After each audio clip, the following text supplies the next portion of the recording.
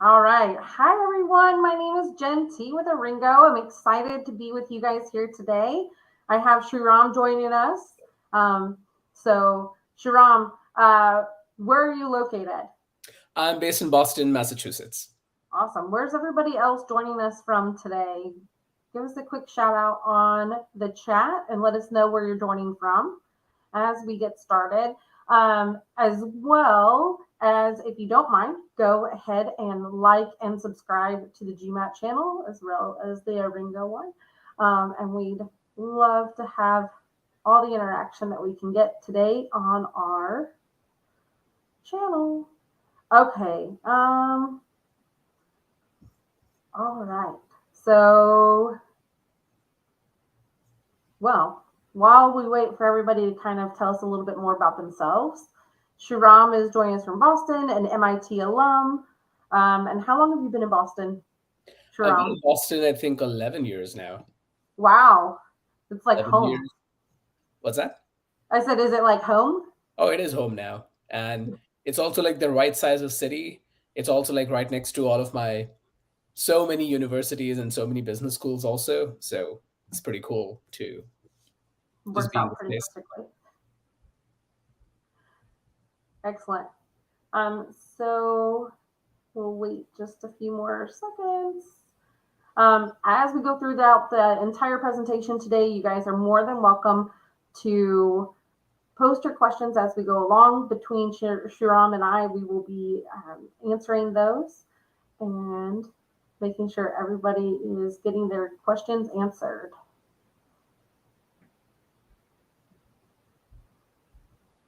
All right, so I'll go ahead and get started. So again, my name is Jen T, and I am the CEO of Aringo MBA Admissions Consulting Firm. And today we are going to be talking about how MBA applications tell a story to an admissions committee. And I have Shriram Imani joining us today as our guest speaker to talk about how all these components kind of come together for our clients. And so I'll share a little bit more about him, but I'll let him say hello. Hello, everyone. Nice to see y'all and happy to answer any and all questions. So feel free to just use that chat box as liberally as you want. Awesome. All right. So we'll go ahead and get started with our, presentation. There we go. Okay. So first I want to tell you a little bit about Aringo and how we work. So we help clients on a daily basis, every year, every cycle, every round, with helping with their MBA applications, master's applications, mostly in the graduate arena, but we can help with anything. But we help you with the chances estimation, uh, figuring out the strategy of what you want to do to be able to best present yourself to admissions committees. We help with essay writing. You still do the actual writing itself, but we're here to help you along the way, help you with letters of recommendation, interview prep, anything that goes into an application, we're here to help you with. And Aringo has been around for about 20 years, and we've helped over 4,000 applicants get accepted into top MBA programs around the globe. And so you can see our statistics on our website, but here's a quick glance. And again, today I'm joined by Shiram Imani. Shiram is one of our top rated MBA admissions consultants. He is an MIT grad. He is also a former member of the ambassador team for MIT, and he is the founder of Indian Raga, which is an amazing organization that actually is all about storytelling. So Shiram, tell us a little bit more about you and what kind of makes you excited about helping candidates with their applications. Yeah, I think my whole life has pretty much been about storytelling, and I share a deep passion for bringing out really unique stories. I think everybody has a unique story, and it just takes some time to bring it out, and there's a lot of like techniques to develop that. I started my company Indian Raga while I was a student at Sloan, and pretty much like you said, what we do in that is storytelling through music, dance, and performing arts. And then in my own case, I think I did about like 73 to 75 drafts of my cover letter for MIT, probably more, and really refined through that whole process, what really matters. And then when I came to the States and joined school and spoke to a lot of people, and also was part of the campus ambassador team, I realized that, there's a lot of misconceptions out there. about what admissions teams are really looking for. And so I started helping a few friends first with their applications for the next season. And almost every single person got into all their top programs. And they were like, dude, you should do this, professionally. So that's when I decided to approach Oringo, and the rest, as they say, is history. I think the thing I enjoy most is, everyone has a resume and they have a certain set of, skills listed or a certain set of achievements, but really digging into their personal profiles, their motivations. And, as you can see, some of the top schools, their questions are also framed in a way where they clearly want to learn more about you than just the resume. And so that's really what I focus on, to understand and bring out the persona of the candidate from behind, the resume. And I think I'm really excited, especially about today, because not a lot of people realize that all these documents have to work together. You obviously get asked a lot, like, well, what about my GMAT score? Or like, is my resume good enough? It's not just about that. It's about like how it is in conjunction with all of the other materials. So yeah, happy to dive into that and, talk more about what I do. Excellent. Thanks, Sharon. And just, he's a little bit humble, but his statistics and his ability to help with candidates getting scholarships is tremendous. His stats are on his profile on our website, so you can you can check those out and see a little bit more about Sharon and his success with his clients. So, all right. So, real quick about how we're going to go through today. So, first, we're going to talk about the different program options that you have, their rankings, the process for MBA applications, the deadlines, the MBA resume, the essays, recommendation letters, and putting it all together. So just to give us a little bit of basis for this presentation, I wanted to kind of address what type of people are looking for an MBA and kind of defining who you are. So determining if you're kind of a career switcher, or if you're deciding to like accelerate and be able to kind of jump the line and get, beyond just like a manager role, maybe moving into the director role, that is another option for this. Or maybe you're deciding to be like Sharon and be an entrepreneur. Or I like this, I've seen it a couple of times. Maybe it's time to take a little bit of a break. A lot of the times people will be out of school for, 5 years and say, I'm not really sure if this is exactly what I want to do. I need to slow down and take a chance and understand a little bit more about what makes me tick and decide what I want to do next. And so an MBA is a great spot to kind of do a little bit of soul searching. Okay, so yep. So the me time. Okay, beyond that, I'll say that there's definitely primarily 3 different types of MBA programs. One is the full-time MBA program. That's for mostly candidates who are 5 to 7 years out of undergrad, and they're wanting to do a fully immersed 1 or 2 year program where they're taking time out of the workforce and really concentrating on that next step in their career. If you're maybe 8, 10, 12 years out of undergrad and really feel like you're established professionally, but you're looking to get to the next level, or maybe it is part of the requirements to get to the next level, an executive MBA can also be a great option. And then let's say maybe you're kind of around that like 7 to 10 years of work experience, not really in the mode for like a traditional full-time MBA program, but you know that you need to kind of get to that next level. There are some 1-year senior MBA programs like the MSX program at Stanford, the MIT Sloan Fellows program, the Global EMBA program at Foster. So a lot of options in that arena as well.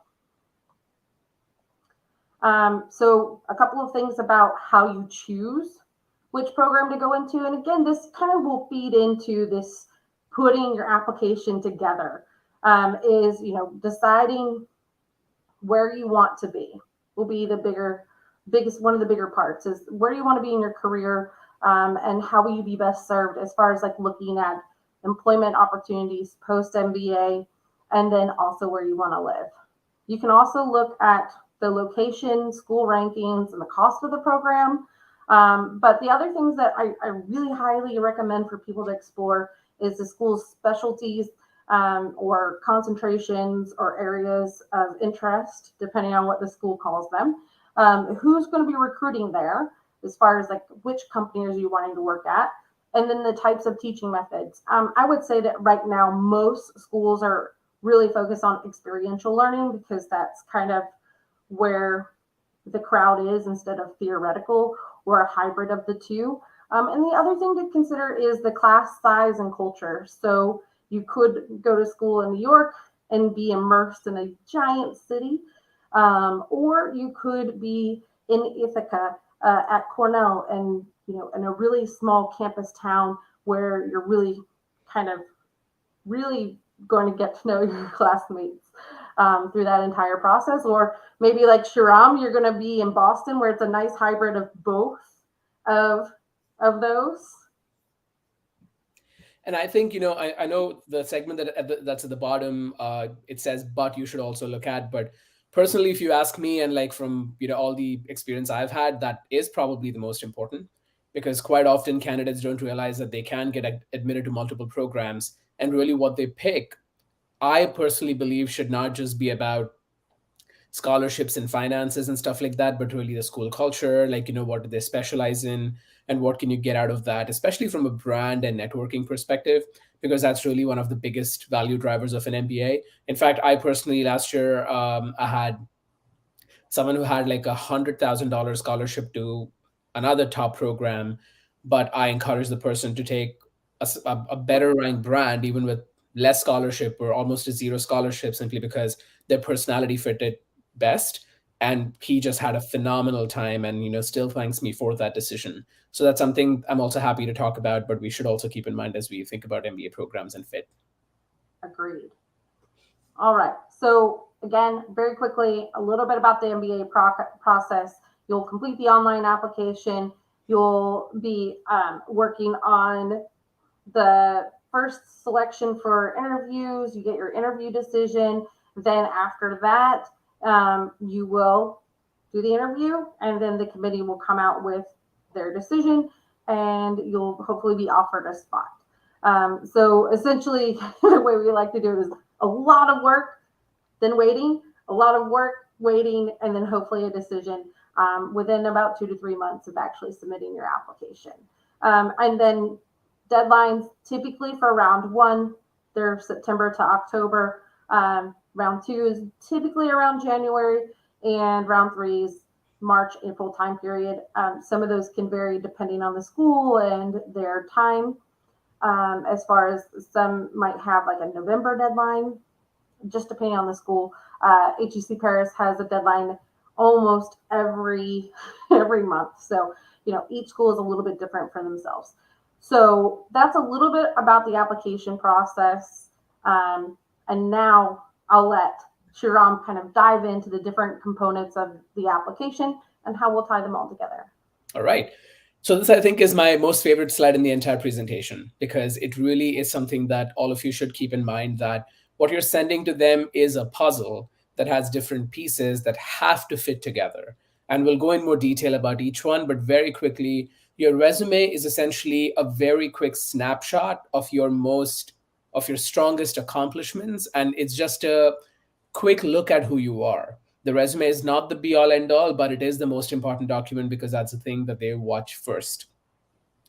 And then that has to complement or enhance the essays, or rather the essays have to sort of, reflect the same tone, and they go into a little bit more detail about your persona, what kind of a person or what kind of skills led to those achievements that you're seeing in the resume. So that's how the essays sort of need to make them think, oh, great, like these are the skills, or this is the kind of person this candidate is. And no wonder they have all of these fantastic achievements on the resume, right? And then the GMAT GRE and your transcripts are a snapshot of your academic accomplishments. And that's important because oftentimes you're applying after a few years of work experience, and your ability to continue to stay analytical or continue to be great at language and communication, they would love to see that, and how that has either evolved, stayed the same, hopefully not declined. And so that's where the transcripts are like, okay, during undergrad, during a very rigorous, demanding program, this person was able to stay on top of their academic achievements. And then they have continued to remain analytical, graded communication as reflected through the GMAT and GRE. And so, which is why if these are not speaking the same language, then I often recommend that clients write an optional essay explaining scores or explaining, any ambiguity in the performance academically. Because the thing with an MBA is that you are going to have a very demanding academic program, but you have to be able to manage that along with all of the other good stuff, the networking and the recruiting, and just being able to deal with your learning teams and all of that. So that's the role that those play. um, and then all of this has to be endorsed by the letters of recommendation. So the recommend, because you can obviously say whatever you want about yourself, but it really has to also be echoed in a very supportive and engaged fashion by your recommender, saying that yes, this person is a great leader like he claims, or they are analytically really smart and capable. But the letters of recommendation also serve to aid you when you have any gaps. So if you are coming from a work profile where you don't manage people directly, then your letters of recommendation can reflect your strong leadership abilities. Or if you are doing something where you probably have not had a chance to work with people from different cultures, then the recommender is somebody who you can approach to say, hey, can you talk about a time, when you saw me display, cultural awareness, or display, a sense of inclusivity and diversity. So the recommendations serve a dual purpose. They serve both to enhance your existing skills, but they also serve to bridge any skill gaps or other concerns that might be apparent. And that's where that becomes a very deliberate strategy. And I don't usually recommend that my clients start with drafting those or working with the recommender from day one. You get a sense of like how your essays and resume are shaping up, and then you go and attack the LORs with that strategic lens.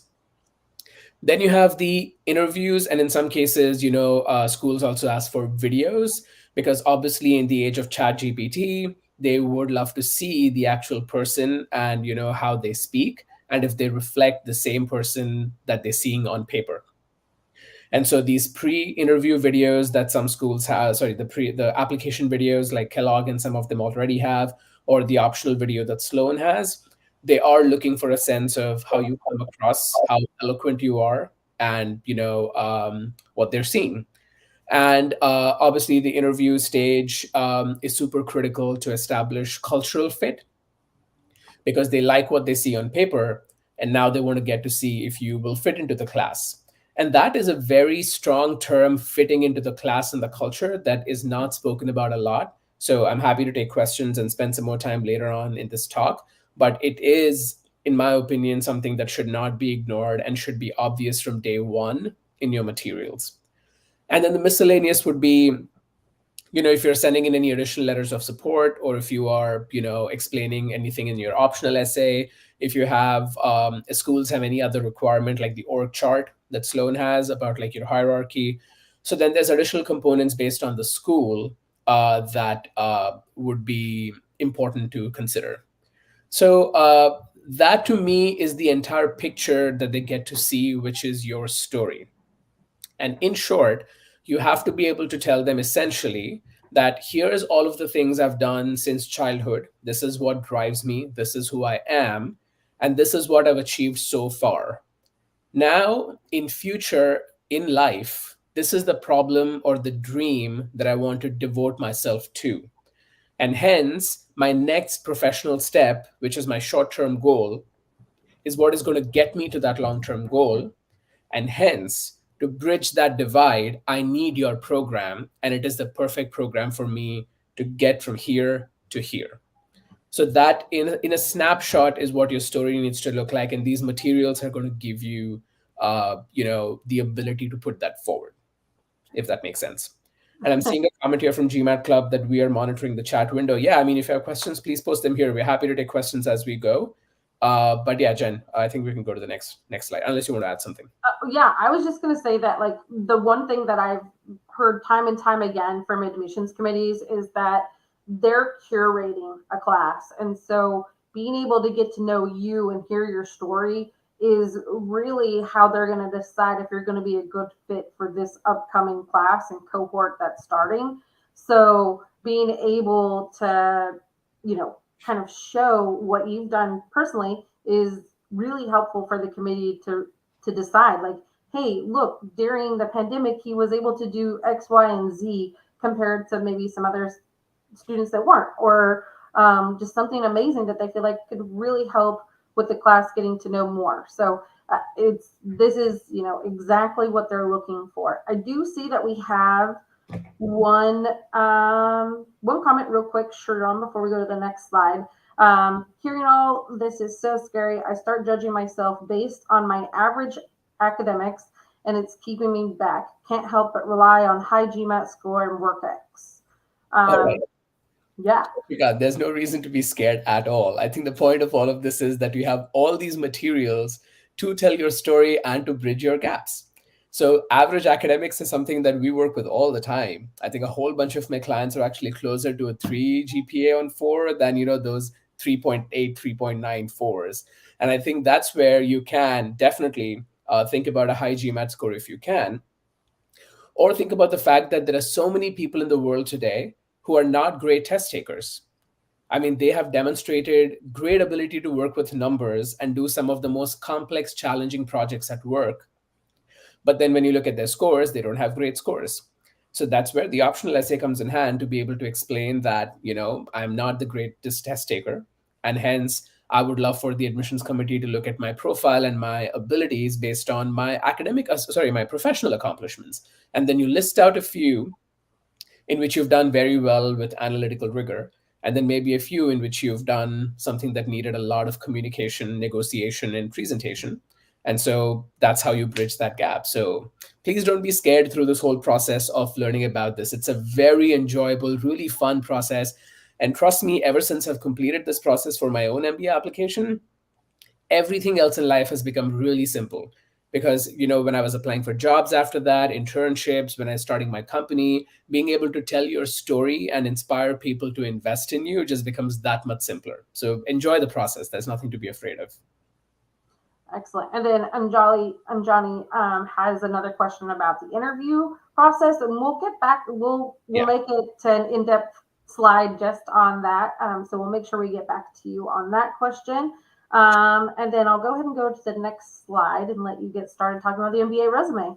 Yeah. So the one thing that I see commonly people making a mistake is their MBA resume looks like the resume they would give to a job recruiter in their industry. And it's very important to understand that they're not the same. When you're sending your resume to somebody who's going to recruit you for a job in your field of specialization, your terminology can be very specific to your industry, and you can basically focus a lot more on, the skills needed in your industry.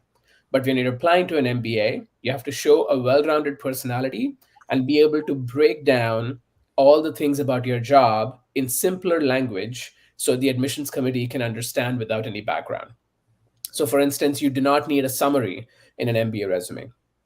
And everything needs to start with, good company descriptions, which means, even if it's Google or Facebook or with, an unknown company, a one-line description that talks about like what's impressive about that company or something worth knowing. So they get a sense for, okay, this is where you fit into this kind of a company. Impressive responsibilities, by which I mean, if you're leading teams, even if they're not directly reporting to you, but like how big is the group of people that you're managing or interacting with? What kind of like problems have you solved? What kind of insights have you generated? The ability to highlight any honors or awards. A lot of people have, early promotions, for example, and they've been given the early promotion for demonstrating a certain skill. So it's a lost opportunity if you're not able to convey that through a resume. And then all of these have to also connect to your goals. So when I see somebody who's potentially in, say, marketing, and then they have this like leadership quality to them, they've been able to work with data and social media analytics and do something really great, and then be able to present these results to high senior executives. And then after the MBA, they want to get into strategy. I should be able to clearly see through their previous accomplishments, oh, that this person would be perfect for a strategy role because they are showing me the qualities that they have to get into a strategy role.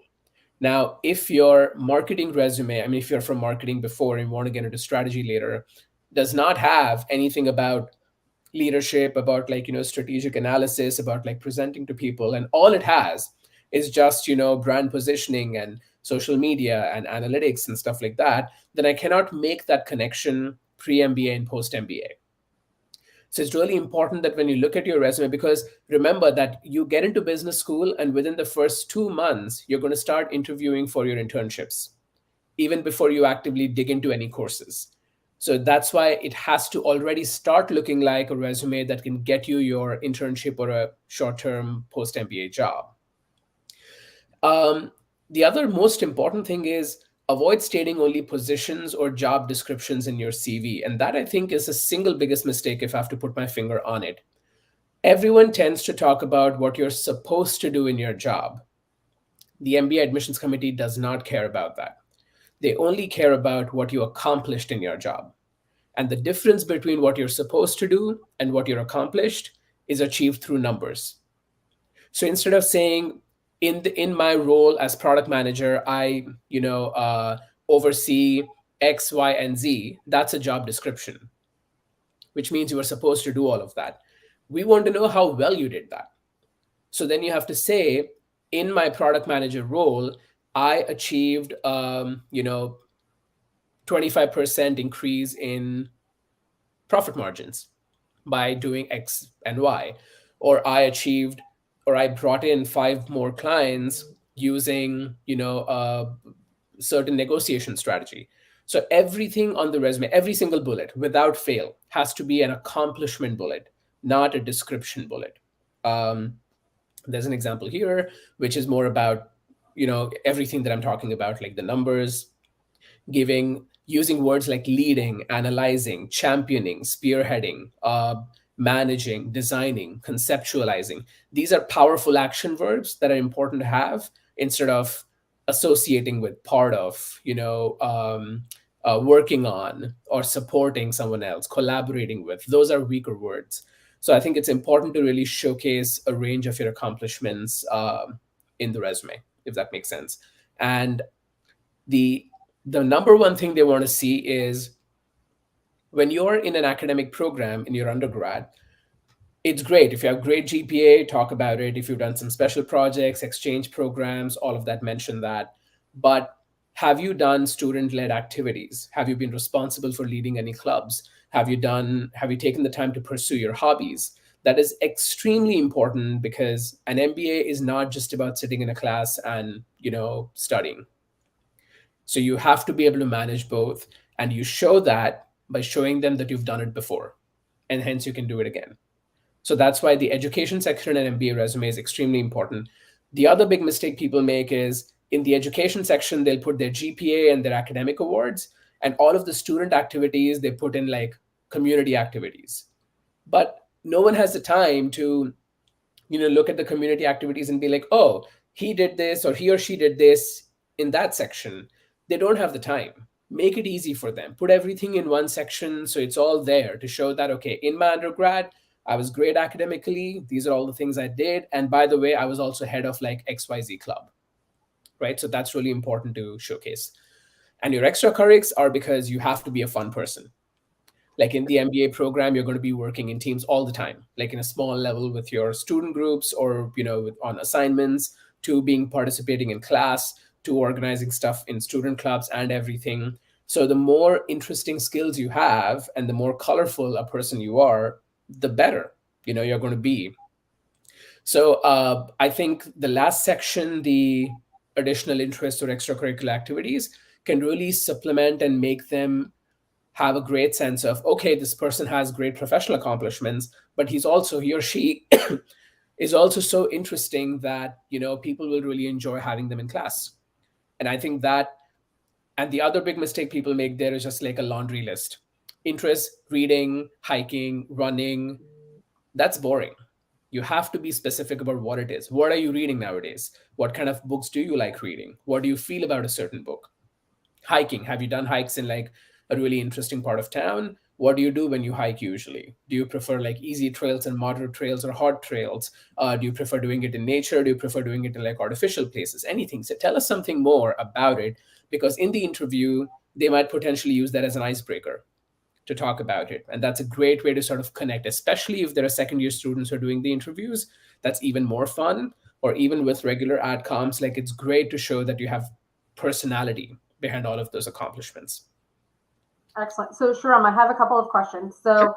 And Johnny wanted to know about, how much importance is given to the institution or the company that you work for if it's not necessarily an MNC or a top ranked university. Any comments on that? Yeah, there is no difference between you working for Google versus any other company.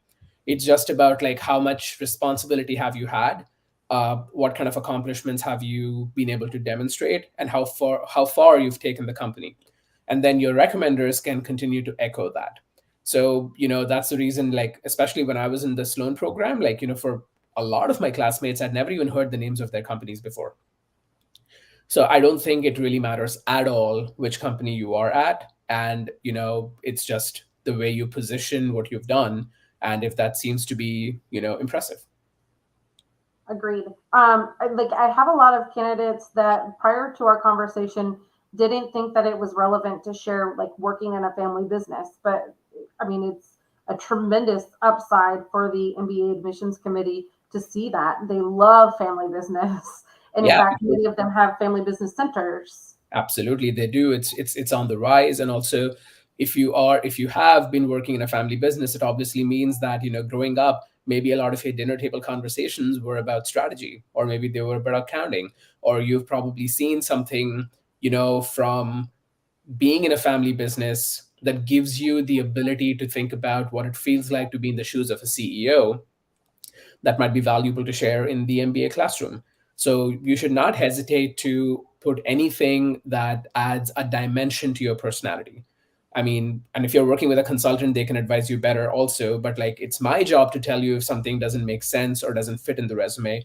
But don't ignore or avoid these already before you've even tried, right? So I think it's important to keep that in mind. Yeah, and then I had another question from S, and they want to know about if your GMAT score is below 600, but you have really strong experiences, how do you leverage that best? So you leverage that by showcasing all of the great things you did as a leader. And if during that time when you were leading your club or volunteering for the NGO, if you had to take some really challenging and complicated decisions that involved numbers, that involved like, picking between difficult choices, that involved making sense of like multiple different trends, showcase that you've done all of those things, because you are somebody who clearly can do great things practically, maybe are just not great at taking tests hypothetically. And then being able to showcase that should, I mean, obviously there are some schools that like outright use the GMAT score to, shortlist a set of candidates. In that case, it's going to be hard. But, in most other cases, I think it should work to be able to tell them, let's give them a shot. Excellent. And then there was another question, which I mean, I know that we're kind of sticking to the resume for a little bit, an extra minute, but what extracurricular activities can I add now to look better to an admissions committee? What are your insights? Because I have some thoughts on that. Oh, yeah. Oh, do you want to go first? Sure. What I would say to anyone is to make sure if you're going to start doing any sort of extracurricular, technically for the MBA application, is to make it not seem like that because they can really pick up on it. And so the best way to do it is to tie it to anything that you've done before. So if you volunteered or were part of a specific club during your academics or even before, you can also join similar types of clubs or organizations, now as a professional or getting involved at work. So a lot of work companies have, different CSR community service related events or things like that. And so you can get involved there. So it doesn't seem so random that the committee is like, yeah, you did that just for this application. Yeah, my thoughts. I mean, I definitely agree with everything you're saying. I would also say that, like, this is the number one place to avoid misconceptions. when I was applying, everybody in India was like, oh, if you do something with an NGO, then you get, work with a corporate 2 years and then work with an NGO and then you get into the top programs. No, that's not how this works at all. The more exotic, unique, rare your extracurriculars, the better, in my opinion.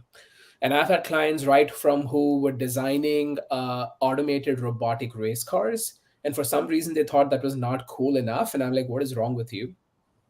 Two people who do, the tie and dye, like bandhani, the tie and dye sort of, work with apparel, to picking up someone recently was learning all of her Italian grandmother's recipes and being able to sort of like bring it into the modern world and document them and learn how to cook them. These are heartwarming stories that just show who you are and what you enjoy doing. I would not hesitate from any and all of those. Now, if you do have extracurriculars where you are leading, in the sense of like you're hosting board games night, or you are hosting the local soccer leagues, or you're organizing, poker games, where like, you're working with a group of people and leading that could add to the leadership credentials on your overall profile.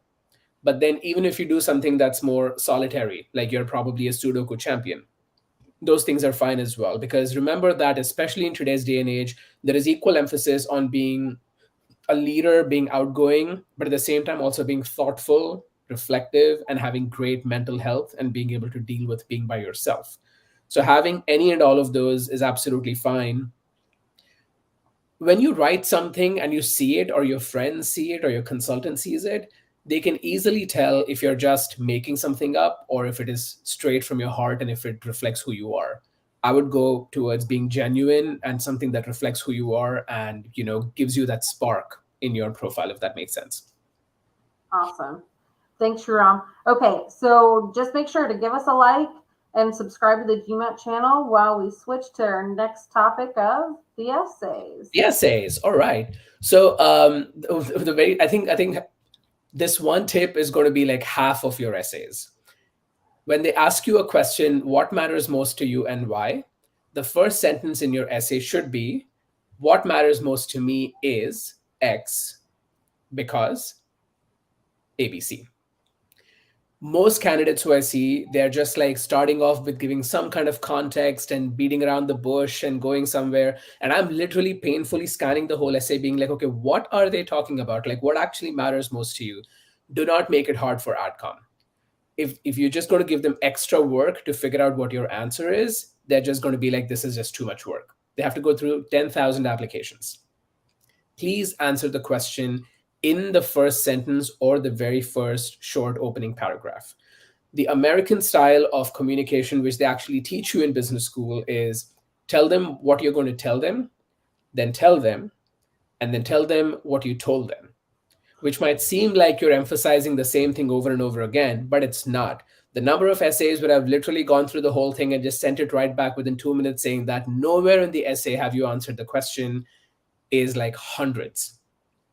So please make sure you're answering the question, preferably right at the top. And the kind of clarity that it gives even you to write is just phenomenal. Like, all I tell my clients is that, okay, just answer this to me first in one sentence. And after that, everything is clear. They just like run off and they're able to start generating big drafts by themselves. Word limit, I do not see why somebody at like an MBA level should ever have to exceed word limit. I just do not recommend it. And yes, you'll find all kinds of information that some schools are okay, some schools are not. I just think it is sloppy work. Like, please, you're taking the time to work on these. Do not ever exceed word limit. I just do not ever recommend it. Promote your candidacy. By what that means is they are asking the same question to everybody.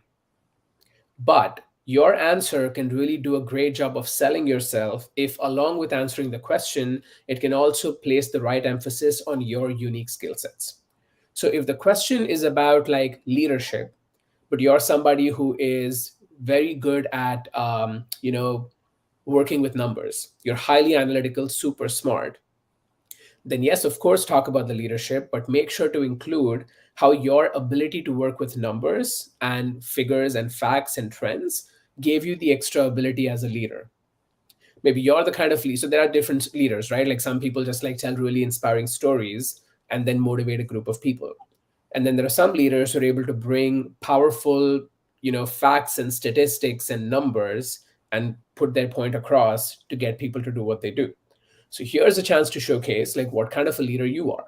And so make sure to promote your candidacy, which usually happens after you've done one or two drafts, and then you look at it again, and then you say, okay, now how can I make this about myself?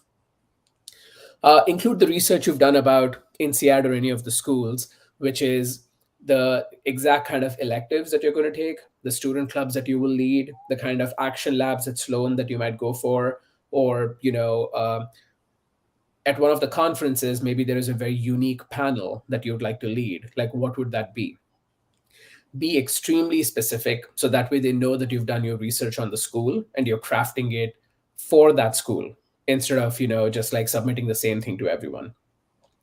Let them know how you can contribute to their community, because business schools are essentially, I'd say, there's a bunch of resources the school provides, but a lot of using that is on the students. It's all very student driven. So if there is a marketing club, then say that you'd like to be the president of the marketing club and be able to organize. Like, I had a client who's working in skincare meets healthcare. And so it's a unique way to showcase that, like, you'll work with the marketing or the retail club rather, and then have like a healthcare angle where you'll organize company visits to companies that are operating at the boundary of like cosmetic innovation, but with a view on healthcare. And that really makes you come across as someone who's really unique. I, for example, came in and organized a panel at the MBA Media Entertainment Conference on live entertainment, because I came from the world of live entertainment. And I actually ended up doing that, and it was supremely successful. We got people from Cirque du Soleil, Disney Theatrical Group, and it was so unique and refreshing that it had not been done as often before. So make sure that you're able to showcase what you can contribute uniquely to the community based on what you do. What kind of person you are is as important as your career trajectory. And what we mean by that is the kind of person you are could be someone who loves going the extra mile. Like, in everything you do, you love sort of like doing a little bit extra, versus somebody who is sort of very 80-20. Like, they don't try to boil the ocean. They just like stay very focused on the things that have the most impact. And both are going to be successful. I think it's just a function of them knowing which of these you are, or like other personalities. Some people are just like very empathetic. That's how they work, right? Like, they're able to motivate people, get into their stories, all of that. And then there are some people who are just very much about, telling big picture stories. So there's like all these different personas, but being able to give them who you are, I think, is half the battle won. And always be specific. In my opinion, you should just never use words like numerous, several, lots of, multiple, because they mean nothing. You have to say, instead of like, I've done numerous projects across multiple sectors, say, I have done 7 of my company's most revenue generating projects across 6 different industry sectors. That sounds way more powerful and believable than just using these like vague numbers. And anyone who says, I don't know how to quantify, is just being lazy, in my opinion. Like, you should be able to give a ballpark number and be able to give some kind of an indication of like, how big the impact of your work was. So that's my big picture stuff on the essays. And especially because the essays, again, coming back to how it fits into the overall, persona, the essays are the place to actually show your personality, because the resume is too succinct. You can't say too much about all of the things I told you here, because that's just more like a snapshot. But the essays really are the place where they can start imagining and visualizing you as a person. And so the role that the essays play is to literally give them an image of you in reality, like operating the way you do. And so if you're able to get that done, then the essays part of it is covered. Excellent. I love it. I think that it's absolutely true to be able to see, give more color to what you're sharing with the admissions committee. That's what they love to see. Career goals. I think I might have covered this a little bit previously, so I'll be a little fast on this. A short-term goal has to be extremely specific. In the short term, I would like to be a product manager at a multinational tech company like Google, Amazon, or Facebook. That's an example of a clear short-term goal. A wrong example of a short-term goal is, in the short term post MBA, I would like to focus on a role where I can collaborate with different teams to be able to build the next wave of technological innovation. That means nothing. So it has to be extremely specific. What's the designation? What is the role? What kind of a company? Give me two, three examples, right? The long term goal, on the other hand, should not be too specific. If you say your long term goal is to start a company that is going to use AI to personalize recommendations for medtech devices to cure diabetes, they'll just be like, do it right now. You already know what you want to do. Why do you want to spend so much time and money? So, a long term goal has to be a dream or a problem that you want to solve that is so big and so ambitious that you need these next 10 years to be able to get there, right? So, which is why just saying in the long term, I want to be the CEO of a tech consulting firm doesn't really help as much. I mean, it might, you might get lucky. But my recommendation would be to focus on the problem you want to solve. In the long term, I want to solve the problem of building a sustainable business model for the energy crisis or for wind energy. Or I want to focus on uh, leveraging AI to personalize recommendations for preventive healthcare. Now that is like nebulous and like high level enough that it makes sense for you to go through all of that, right? And then when they ask you questions like this, usually there'll be a little bit more room for space. I would recommend focusing more on what about your personality and what about your skills can enable those goals or what your passion is for them, instead of just relying on what happened in the past. So the automatic tendency is to go and say, oh, this is what I did in the past. And that's usually not going to make as much sense as it is about staying on your goals and talking about like what motivates you. Is there a personal angle to it? Is there something unique about your your skills so far that make you the right person to do it? So that's my recommendation on this. Excellent. All right, moving on to my favorite type of essays. The failure essay is actually my favorite. Yeah, so the role that the failure essay plays, although usually the failure essay is more in the recommendation letter. They usually ask the recommender, what kind of constructive feedback have you given the candidate and how did they learn from it? Sometimes the essays themselves will have it. And the idea here is that business schools do believe that the greater your failure, the greater your learning. And so a lot of candidates start the failure essay by saying that I have done something so well so far, and this like one time I just did something slightly wrong, and then I suddenly became great and it was all back to normal. Don't try to hide behind that. They don't like that. If you can say that I ended up like micromanaging my team and I was not able to see the big picture, and as a result, we lost a $5 million client, that is way more powerful and meaningful than just like, oh, I made like a small mistake in an Excel sheet and like, my partner caught it and everything is fine. So I think you really have to own and show that you've had enough of a challenging career that you did fail. Because if you did not fail, that means you've just like taken it easy and there's not really been too much of a challenge in your profile. That's all I have to say on this, but Jen, you're free to expand more on that.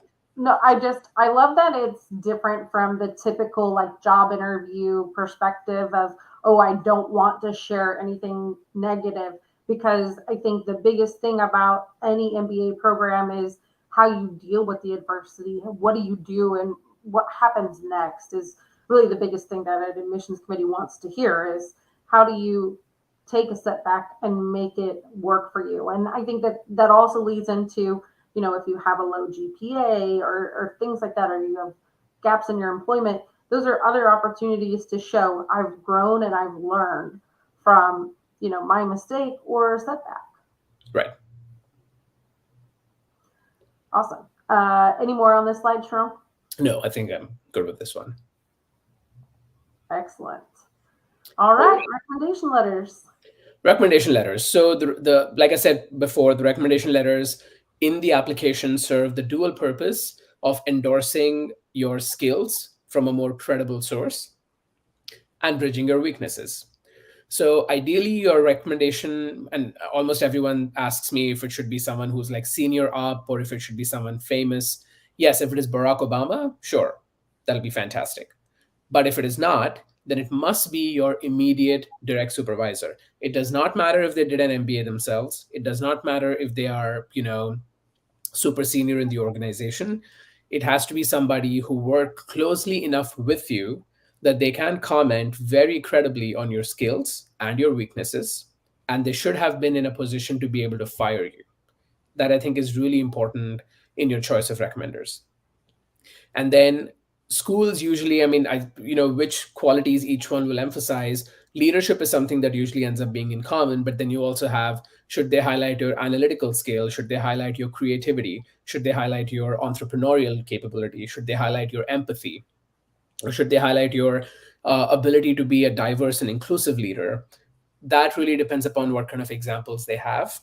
And then, being able to really say, okay, this person is one of the most natural leaders I have ever worked with.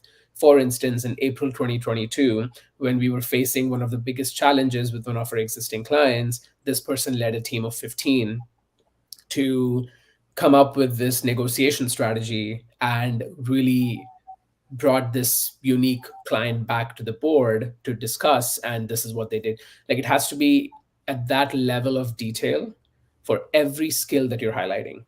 Without that, they're going to simply ignore it because it doesn't look like it's done properly. And if your recommender does not have prior experience in writing such detailed, dramatic letters, then you can offer to send them bullet points or just like, talk to them and give them some stories to remind them. But it has to be at that level of detail. If not, I think it has happened to some of my clients in the past where the recommendation probably was not the strongest thing in their profile, and they didn't make it to the topmost programs that they could have, and then the next year when they tried with different set of recommenders, they made it, so sometimes it just makes all the difference. Right.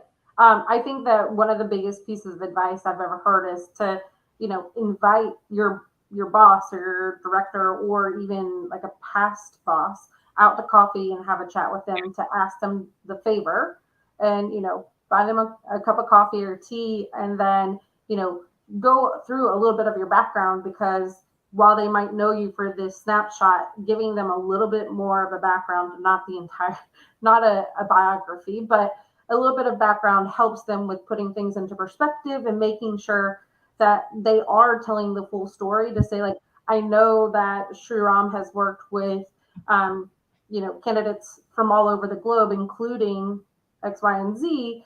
While he was here, he focused on the Canadian market or whatever it might be. But, being able to prep your recommender really does help. Yeah, absolutely. All right. So now we're going to move on to MBA interviews, and we're still monitoring the chat box. So if you have anything else to share or questions to ask, please, submit them for us. We're almost at the end of our presentation when we'll do a Q&A, but, remember to give us a thumbs up and subscribe.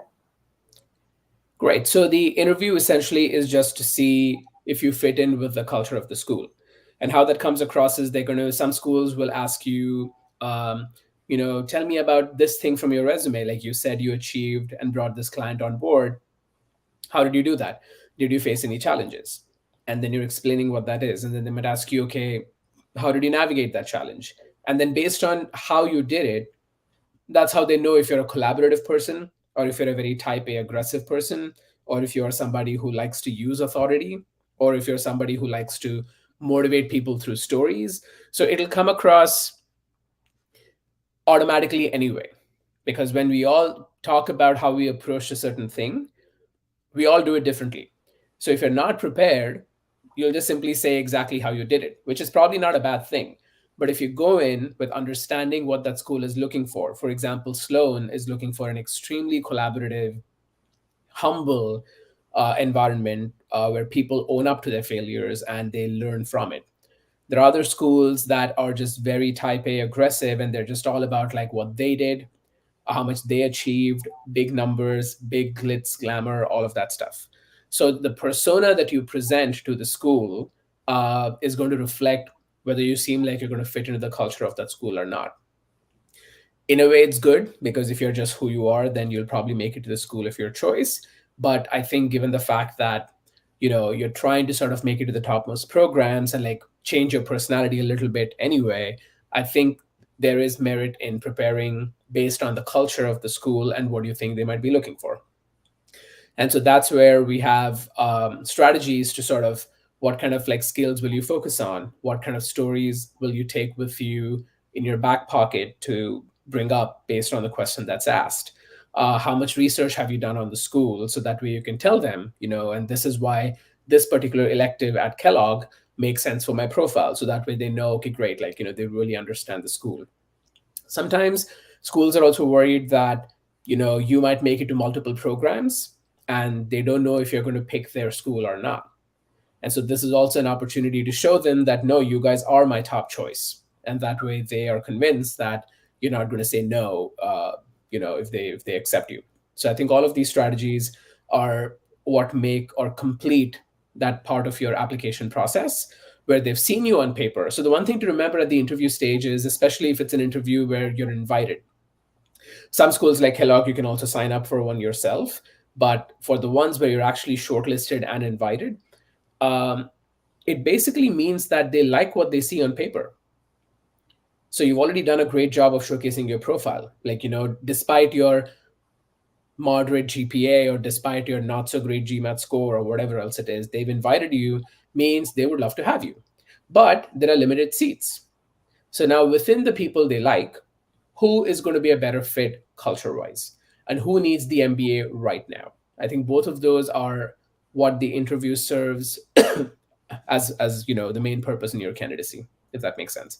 Happy to take more questions on it, because everything else is now going to be specific to each person's case. So Yeah, and I would just add that with interviews, you are more than able to do your research on who you're going to be interviewing with. So if they give you an interviewer name, you can definitely look them up on LinkedIn and look at their profile. It's not a faux pas to, click on their LinkedIn and be like, oh, so-and-so viewed your profile. That's totally fine. So you don't have to go incognito and try to do like some secret spy stuff. Literally, you can look at their LinkedIn profile, get to know them a little bit better, and be able to prep yourself to say, okay, like especially an alum, like being able to see their progression throughout their career and how and when they went to this specific school and then how they moved on from there, like being able to ask them a little bit about themselves makes them feel excited, because they get to, like, everybody likes to talk about themselves. So if you have an opportunity to ask some questions and have them share a little bit, that often helps with a little bit more of a positive feeling and hopefully a positive rating on your interview. Yeah, absolutely. All right. Any questions before we move on? All right. So this is our last section, or one of the last, is talking about the profile flaws. And this is kind of where Ringo really excels. We work with clients with low GPAs, low GMAT scores. So Shriram is the perfect person to be addressing this slide, because he does it all the time. And it's really an amazing way to kind of see that you can get into any school, or most any school, despite what you might feel like would be a tragic flaw in your background. Yeah. I mean, something in your past, like a GPA, if it is low, it's low. You cannot go back and change it. So the best way to address something like that is to own it and just simply say, either if you have a legitimate reason to explain it, maybe some kind of a health issue or some kind of a family problem, then you explain that. But instead of just making it as an excuse, you also show what did you do after to make up for it. And usually you would have something that says, after that period of difficulty, my next semester, I was at the top of my class, or I bounced back and I had like a higher GPA. And things like that are great stories, just like a movie where the underdog, like you're always rooting for that person. So like no one's going to blame you for it. They want to see some kind of a struggle where you were at the lowest point in your life, but then how you bounce back from it. If you don't have, a reasonable explanation for a low GPA in terms of family issues or health problems, then you can show that, you focused on a whole bunch of like student leadership or extracurricular activities to develop your personality at that point of time. And that then held you in good stead to get that investment banking job or whatever that is, and that changed the trajectory of your career, that's fine too. Because you enter undergrad at an age where you're probably not the best place to decide your lifetime career. So you realize, BSc in math was probably not the best thing for you. And so you invested your time in, pivoting your career. Whatever it is, as long as it doesn't sound like an excuse, or as long as you're not blaming the program, blaming somebody else, blaming this, blaming that, but like really owning up and saying, I messed up. But then since I've done all of these amazing things, and I would love for you to judge me on those and not on my low GPA, that has usually worked wonders for me and my clients. Similarly, gaps in work history, you can talk. I literally have like a few clients last year who said, I was just feeling too stressed and I took a 6-month gap to go travel the world. And they were really worried about that. And I'm like, why? I mean, that's great. I wish more people did that. So they come back and they're not stressed at work and they actually deliver their best, because after he came back, he was just like fantastic at what he did. So things like that are absolutely fine. Like, we are thankfully in a day and age where flaws are not really flaws in the traditional sense of it. So we need to really get over that mindset and know that, it's just quirks in personality. And adcons are really open to hearing your story. That's why every single school has an optional essay prompt. So if that applies to you, absolutely use it. If that does not apply to you, do not use it. Do not give them any additional work that they have to do. Don't randomly write something for the sake of it, because they will absolutely reject you. If I'm reviewing 10,000 applications and I'm looking at an optional story, I'm like, why the hell did this person write this again? There was no need. Reject outright. Please use it optimally, but please absolutely use it if it applies to you. Yes. And I think that another point is COVID and the pandemic has really changed or shifted maybe a lot of people's thoughts about work gaps or changes, or having worked for several different employers, or actually even like the side hustle industry. So like somebody else was asking me, is it okay if I show that I have 2 jobs at one time? And I'm like, I mean, what else could they expect, like, from an amazing candidate who is working 2 full-time jobs at one time and like made their side gig a full-time job, or that can handle that kind of work, right? Like, so it's just demonstrating things. As long as everything's positive, like you're getting strong results and you're making an impact in both jobs, I don't think there's a problem in that. But admissions committees are a lot more open-minded than they were.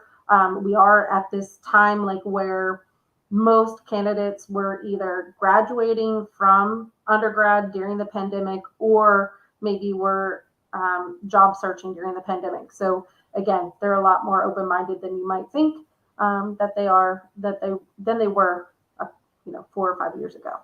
Yeah. All right. So we've gone through all parts of the application. Hopefully we're feeling like the puzzle is coming together. So just to reiterate, resume, snapshot of your profile. Essays will enhance and show the persona behind your personality and your achievements. GMAT, GRE, and the transcripts give you a sense of academic achievement, ability to handle, academic rigor. LOR serve to enhance and endorse your skills and bridge any skill gaps.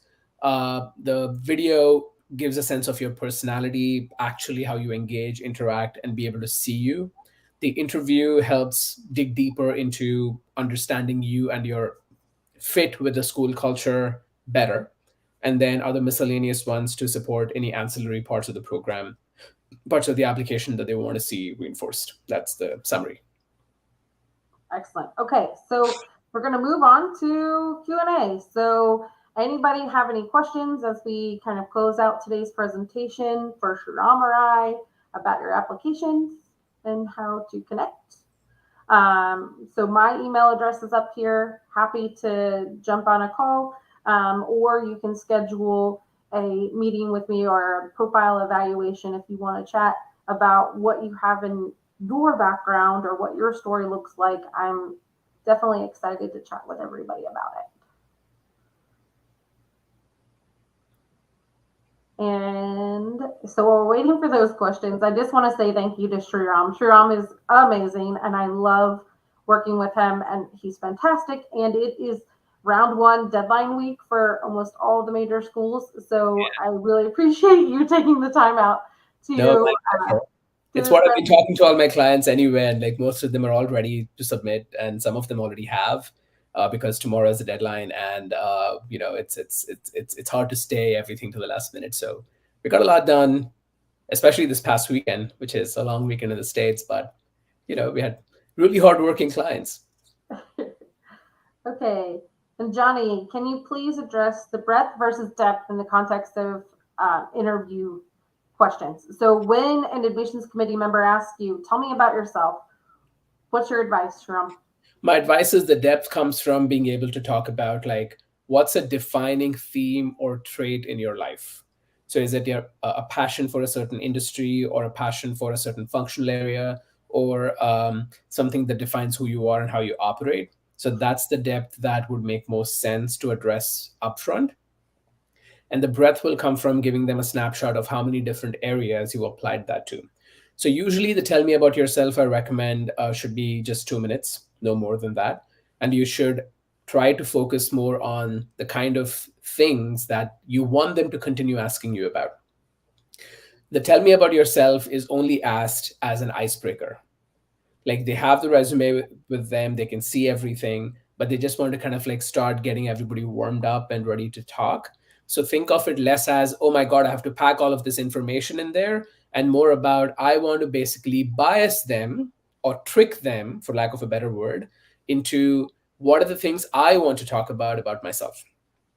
So focus only on those things. Don't rush this question. Don't just try to kind of like, boom, you have 2 minutes now, go, go, go. But be really about saying, I'm somebody who absolutely loves storytelling. And I have done this across these 5 companies. And in company number 1, I learned that storytelling is all about these components. And by the time I got here, I started leading big teams to do that. That, to me, just in the next 10 seconds, with maybe a few more numbers, is also a great response to that. Because based off of that, they can then ask you further questions. That is a point of a tell me about yourself question, if that makes sense and helps. I think it also helps. I always talk to clients about building a thread, which I think is kind of the theme of this entire presentation. But like, if you can encapsulate something about yourself in that 5 seconds of, I've always been very excited about how technology can help people connect.